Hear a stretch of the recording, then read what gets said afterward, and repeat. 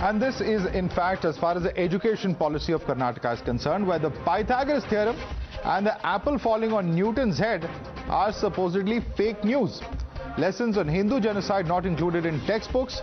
These are not my statements, but in fact these are observations that have been made by the special education panel in Karnataka in a bid to introduce a Bharatiya way of education. Now, the Karnataka National Education Policy has listed guidelines while raising questions on the Eurocentric concepts of education. The position paper spoke about how atrocities against Hindus, events like the genocide of Malabar Hindus, genocide of Maharashtrian Brahmins, and genocide and exodus of Kashmiri Hindus have never made it to mainstream textbooks. This also talks about their inclusion to learn from history through local communities. This is a document that also highlights the priority to ancient and traditional knowledge. The government of Karnataka believes their bid would help in highlighting the cultural identity of India among students, but the Congress thinks otherwise. Upping its ante on the BJP, Congress has accused them of saffronizing education. Coming to the certain why they said Hindu genocide is that, we are trying to, that approach, that is a viewpoint of that particular committee is that let us not put the things under the carpet. As long as things are pushed under the carpet, trying to conceal from the public at large, it rakes up again. It leads to unavoidable violence, avoidable bitterness. Let them discuss about them. Because if you read the Arsu Majumdar's history or a R.N. Sharma's history or a Nilkant Shah's history, they are mentioned. But somehow in the late 40s, after independence, some a group of historians, but their own, I don't know why they have done that. They have their own agenda, obviously. They are given a particular interpretation of history, particular interpretation of sciences, civics, etc., which has tried to conceal certain facts from the... This is an unfortunate thing to see. We are all looking forward the country to grow. They are trying to, in the name of religion, in the name of sentiment, in the name of history, they are trying to saffronize the entire education policy, which is not correct at all. Today the country has to grow. We are a developing country, especially Karnataka and Bangalore, I'll tell you. One of the fastest growing cities in the world. Karnataka is one of the finest state in the country. Why are they doing like these things, and by getting sentiments in place, getting religion in place, trying to take the country backward? It's not right. Fine, we need to know the history. Fine, we should know the truth of people who fought for this country's freedom. We know what is our cultures and all. We should know all those things. But scientific education is most important, and they should have a design in such a way that children have to compete with the entire world of a modern education. This is unfortunate what they are trying to saffronize the education, which is not acceptable to the people of India. That brings me to the legitimate question that we're asking this evening. Are the recommendations agenda or course correction? You're watching the News Hour at 9, debate number 2 on Times Now, Super Prime Time. All right, and joining us on the panel, in fact, Mohan, Krishna, spokesperson for the BJP, Anurag Naidu, political analyst, Brajesh Kalapa, senior lawyer, Dr. Sumanth Raman, senior journalist, is with us. Lokesh Jindal continues to be with us at the moment. Let me begin with a direct question to Anurag Naidu. Anurag Naidu, now, there are suggestions and there are suggestions, but to come out and say that the Pythagoras theorem is fake news, to come out and say that, the apple falling on Newton's head is fake news. Now, these are going to be slightly bizarre statements that many are going to perceive, because these are not just taught here in India, they're taught globally. Yeah, I think, Madhav, nobody said that Pythagoras theorem is a fake news or Newton's law is a fake news in absolute sense. What they actually meant is the story behind Pythagoras theorem, on how this Pythagoras theorem was discovered, the story behind Newton's law, that Newton was sitting under a tree and a fruit came and fall on his head or fall on the ground, and then that's where all that discovery was being made. And Newton is great, and Newton deserves applaud and everything, and the photos of Pythagoras in the textbooks and glorifying images that Pythagoras there is everything, and there is nothing called Baudhayan Sutra. We never known anything of that. So that is the main objection. Nobody is saying that our kids should not be taught Newton's law. Our kids should not be taught Pythagoras theorem. Even while we are discussing today, if our interest is towards our kids learning Pythagoras theorem, then we will never be having the discussion. But our interest is made towards the intention and trying to pull the political strings, like one of the Congress spokespersons said. And what else you can expect from a political spokesperson? He's saying saffronization. From where this word saffronization is coming, I don't know, because he should be answering for the last 60 years out of the 75 years we are celebrating Amrut Mahotsav this year. There was some other government, and naturally the textbooks were made in the first 60 years. So what is the reasoning for that first 60 years? We are not talking about it. And Let what me we bring are in trying to Sumanth do today is Raman. just trying to politicize. Sumanth Raman, the point is not to say that this was not to be taught or that is not to be taught, but trying to bring a comparison between aspects of Indian culture and Indian texts that are not imparted in education. That's the argument coming in from Anurag Naidu at this point of time. How do you respond to him, Dr. Raman? Madhav, I think, we are sort of transcending from the ridiculous now to the absurd. The point is, whether it is the Pythagoras theorem or whether they are Newton's laws, these are about mathematics, these are about science. Now, there is absolutely nothing which prevents a scientist or a mathematician from coming out and disproving these theories or laws by providing valid reasons. Then that is a different issue altogether. But, Pythagoras was not part of our ancient history. Newton happened to be from England. So we should remove all of that. I mean, how much more absurd are we going to go on this particular path? There is a difference between coming up with scientific theories and trying to validate them, trying to get international acceptance for that. You take our great Ramanujam. What did he do? He won international acclaim for his theory on mathematics. India is proud of it. We can go to the world and say, look, the whole world accepted what Ramanujam said. But why are we now getting into this idea of, first saying that the Pythagoras theorem is wrong? Why? Why is it wrong? Can somebody can this gentleman tell me why it has been disproved according to the Karnataka textbook committee or whatever? Or can they tell me why Newton's laws are wrong? I mean, what kind of complete madness is this kind of approach? Well, I didn't begin the debate asking him that, and then he explained his position, so I'm not going to repeat that point. But what is the position? What is the why is Newton's laws wrong? He says he has a problem with the story. Let me not get down to specifics because there are a number of points that we have to cover in this debate. Sumanth Raman, I understand your point, and I'm therefore going to ask a question to Mohan Krishna of the BJP.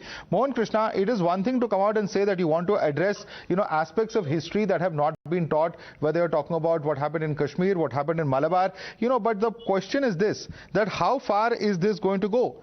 Are you going to even endorse Manusmriti, that is a text that is highly controversial because of what it talks about in terms of treatment and equality of women, about treatment of lower castes? It's been perceived as a casteist test. Why are we seeing now this committee come out and prescribe such a book be taught?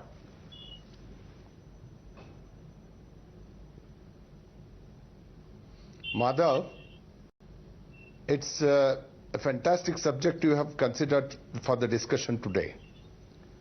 There are some agenda-driven people who wants to create some kind of controversy by considering this position papers. There are 26 position papers which has been presented to NCF. What is NCF? National Curriculum Framework. And there are about 800 of such papers, out of which Karnataka's papers have been in domain, they are in domain from last 2 months. There was no hue and cry. But all of a sudden, this vested interest, they have taken the interest. Let me explain to you. I have heard about the absurd. I've heard about Mr. Nagaraj Yadav talking, Congress talking. Let me answer to you. Pythagoras theorem you are talking. What is Pythagoras theorem? About 1000 years back, which has been quoted. I am not saying this. This is already there. Pythagoras theorem was found by Baudhayan theorem, Pythagoras theorem. This has been put in World Guru of Mathematics Part 9. They can go through. The interpretations have been made. The interpretations have been made in such a way that it has been done by Pythagoras. We are not talking about that. Let us say the papers have been put. It is up to the NCF to consider it. So you want to rename Pythagoras theorem? Is that what you're saying? Coming to the point, the fact of the matter, we all know. Attribute Pythagoras theorem. Is that what you're saying, sir? No, I'm not saying. No, please. Madhav, Madhav, please leave me. Just give me 1 more minute. After that, you can ask questions. Quickly make your point, sir. Quickly make your point. What I am trying to tell you is, we are not saying that. Yes, we are not. We are not here to make the name changes here. We want Indian culture, Indian originated subjects to be known to the students. How long you want to divide from the people, from the students? You tell me, Madhav. 50 years back, there was a history book that has been taken out by the ideologists for their interest. The same, see, Mughals, say for example, India is an invaded country. It was invaded. We have not invaded any other country. We were under the invasions many times by many people. Okay. So that means to say we have to call them emperors and not. We were the slaves always. We are the losers always. We have not done anything for the country. We are the poorest country. Is this the way we have to put the students to learn? Okay, a number of points you've made over there. Let me bring in now some of the other panelists. Lokesh Jindal, the point that is being made over here, and let me just quickly read out some of the points. These are very brief points which in fact summarize the argument of what Mr. Mohan Krishna is saying. What is being said in this particular paper is that the invaders and colonizers whose narrative of history, culture, philosophy, India, particularly in Karnataka textbooks have been following. The paper lashes out against woke culture as well. It also says that history of great kingdoms like Marathas, Cholas, Vijayanagara, as well as early Kashmir dynasty, Kalingas, Gangas, Gajapatis, Kakatiyas, Ahoms, Seras, Pallavas, Pandyas, Palas, Senas, Pratiharas either get a passing mention or not even that. The crucial role they played in our history must be elaborated. Is there something in principle wrong with such a statement? Now, if you read the National Curriculum Framework 2005, it very well mentions these dynasties and the work done by them. In fact, there is a whole lot of literature that is based upon the Chola dynasty, the Kakatiyas dynasty, the Senas, the Gurjar Pratiharas, the Yadavas. All these dynasties are mentioned over there. And when this gentleman is talking about that we were never an invaders, then let me tell you, the Cholas, they were the invaders for the entire Southeast Asia. And secondly, when you're talking about historiography, then let me tell you, in the National Curriculum Framework 2005, already right from the Smriti, Stuti literature, not just Manu Smriti, but Yajnavalkya Smriti, Narad Smriti, Katyayan Smriti, all find mentions over there. So there is nothing that is there in the present curriculum framework that is causing some form of indoctrination or biasness towards ancient Indian learning. It's very much there. But the manner in which the propaganda is being done is to promote that everything was from India's origin. Now, the historians you are talking about, whether it is A.S. Altekar, whether it is K.P. Jaiswal, whether it is Neelkant Shastri, these are all nationalist school of historiographies. They are very well mentioned in the first chapter itself of the history book that is under the National Curriculum Framework. And it very well demarcates between various schools of historiography. So there is no die-hard need so as to come up with some form of a revision, with some form of a mechanism so as to change the entire nature of Indian education. I would appreciate if the government would come out with more progressive steps, make it more modernized. Yes, you may increase a subject or two so as to revive ancient Indian learning. But trying to prove that everything originated from India would be indoctrination and it will make the society fundamentally... Let me bring in Brajesh Kalapa on that note. Brajesh Kalapa, trying to prove that every theorem originated in India will be indoctrination and that there is already adequate reflection of Indian culture and history of all of these kingdoms that I've mentioned, which this paper says has not been properly reflected. Lokesh Jindal's contention is that that is factually wrong. Where do you stand? See, Madhav, I have my own views on this, and the views are this, that even Pandit Nehru, when he wrote his Discovery of India, he mentioned Baudhayana, he mentioned Apastamba, he mentioned Katyayana, and he also mentioned that Laplace, who had mentioned the fact that India had a prime role to play in the huge contribution of India to the mathematics of the world. He quotes Laplace, he quotes Danzig, he quotes Hogben, and all of these are professors. And Pandit Nehru mentioned specifically that India had a huge role to play in terms of how its Vedic mathematics was played out. And even today, people genuinely find relief if they are preparing for IIT, JEE and so on and so forth. If they study Vedic mathematics, and this is a well-known, well-established aspect, and further the fact that there has been a separate school of thought, which is the Jaina mathematics, and which is a takeoff or a root from Vedic mathematics. The point is that why should we lose out on this extraordinary fund of knowledge that we have. If there is this fund of knowledge available, certainly we should take it. Where's the difficulty in taking it? But the point is that if this is going to be made a point of contention at all times, then certainly this ancient knowledge that we have is certainly going to be lost, and we should not lose this. For this reason, I support the fact that Vedic mathematics has its own special place and it has not been given its due place so far. Why not give it now? I have no difficulty in giving it its due place. Very important. I want Lokesh to respond to that. Lokesh. Yes, I'm coming to you. Sumanth Raman, I can see your hand. I'm going to come back to you. I want Lokesh to specifically respond to that. We're going to lose out on this knowledge. Why not share this knowledge with our students is the question that Brijesh Kalapa is asking. Please respond. Sir, education serves multiple purposes. If you're talking about this knowledge contributing towards research methodologies and development, in such disciplines, there are various avenues available, universities available, which are providing high-tech courses.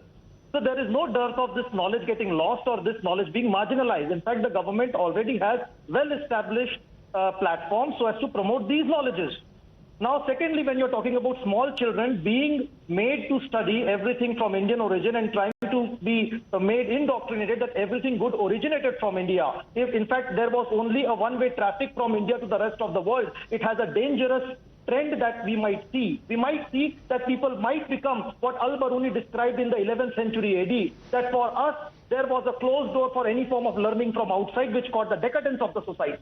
What is required is an open mind that is open to criticism also, which is open to acceptance also, and there should be synthesis between thesis and antithesis, which forms the basis of knowledge. Okay. So we are never against any form of restrictions upon ancient knowledge. It's a treasure, yes, with us. It must be preserved, it must be promoted, it must be well developed in time to come. But it should not be the sole source of knowledge and information for the future generation to come. Lokesh Jindal, but where do you come in when in fact you see this policy come out and say that whether it is about the Mopla revolt, whether it is about what happened in Jammu and Kashmir, all of these aspects of our modern life also are not adequately reflected in the curriculum. Isn't that also an issue of concern? See, Madhav, when I'm talking about the Mopla rebellion as well as what happened in Kashmir, the lesson to be learnt over here is what were the factors, social, economic, political and cultural factors that led to such form of social unrest. And what are the lessons to be learned from these? But there is no form of mechanism for us to have to put blame on this and that and thereby come out with some form of opinion amongst the people that he is to be blamed or she is to be blamed. The curriculum must restrict itself to the social, economic, political and cultural framework within which time and space developments are taking place.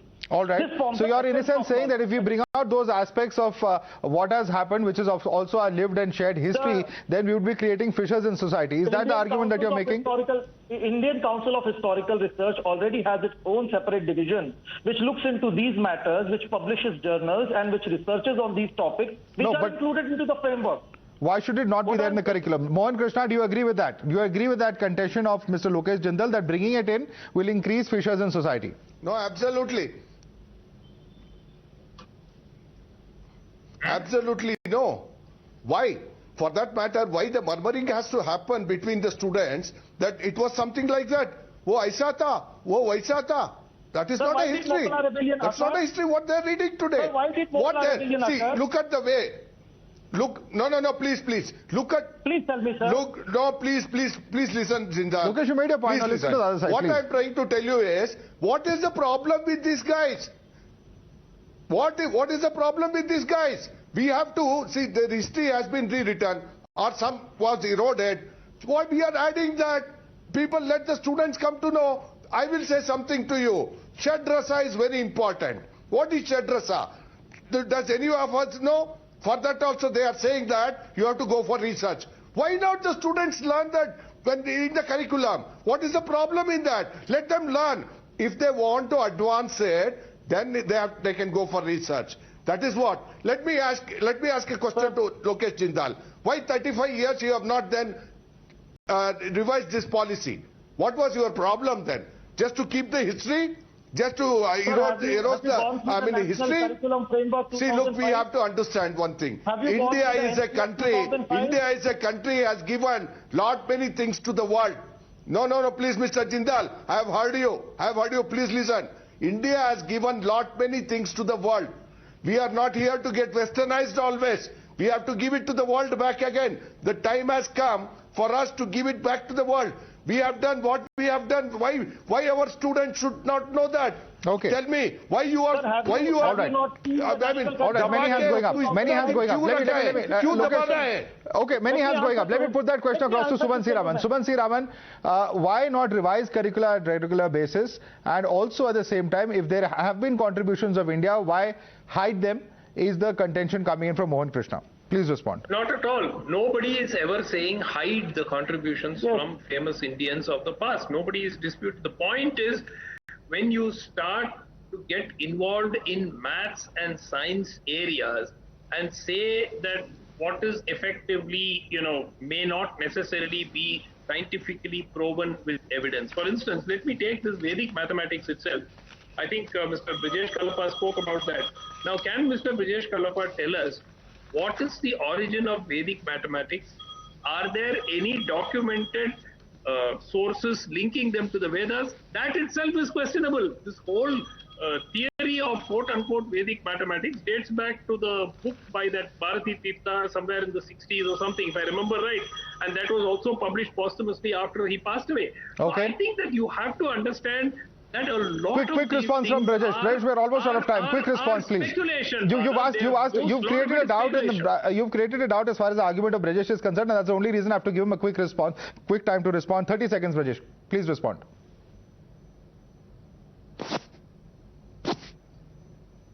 Brajesh Kalapa, can you hear me? Or I think we've lost that line there. Anurag Naidu, can you respond to that question very quickly? Very quick, Madhav. Just a quick rebuttal to Lokesh. He's just peddling NCF, which is a 2005 story. NCF ka zamana gaya. We are in the new education policy era, and everything that the government of Karnataka is doing through this committee is within the framework of new education policy, and it will be central. All right. Vedic maths linked to Vedas itself is being questioned here by Sumanth Raman, but I'd like to thank all our guests for joining us. Anurag Naidu, Mohan Krishna, Lokesh Jindal, as well as Sumanth Raman and Brajesh Kalapa. I think it's been quite an enriching debate, multiple arguments on different sides. One will, of course, have to see what ultimately is done by the Karnataka government on this issue. Thanks so much for joining us this evening.